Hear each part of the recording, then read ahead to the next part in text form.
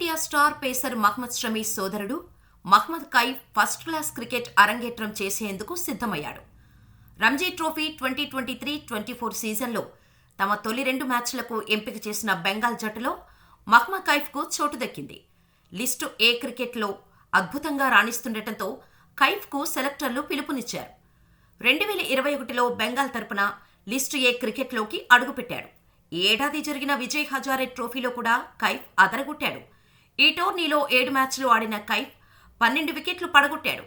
ఇక తొలి 2 మ్యాచ్ల్లో బెంగాల్ జట్టుకు ఆ రాష్ట్ర క్రీడా మంత్రి మనోజ్ తివారీ జట్టుకు సారథ్యం వహించనున్నాడు. కాగా మహ్మద్ షమీ టీమిండియా స్టార్ పేసర్గా జట్టుకు ఎన్నో తిరుగులేని విజయాలను అందించాడు. ఇక తాజాగా జరిగిన వరల్డ్ కప్ 2023లో అత్యధిక వికెట్లు తీసిన బౌలర్గా అగ్రస్థానంలో నిలిచాడు కూడా. అయితే ప్రస్తుతం గాయం కారణంగా సౌత్ ఆఫ్రికాతో జరుగుతున్న టెస్టు సిరీస్కు దూరంగా ఉన్నాడు షమీ. అతడు జట్టులో లేని లోటు స్పష్టంగా కనిపిస్తోంది. ఇక ఇదంతా పక్కకు పెడితే షమీ ఫ్యామిలీ నుంచి మరొకరు క్రికెట్లోకి ఎంట్రీ ఇస్తున్నారు. అవును, మహ్మద్ షమీ సోదరుడు మహ్మద్ కైఫ్ ఫస్ట్ క్లాస్ క్రికెట్లోకి అరంగేట్రం చేసేందుకు సిద్ధమయ్యాడు.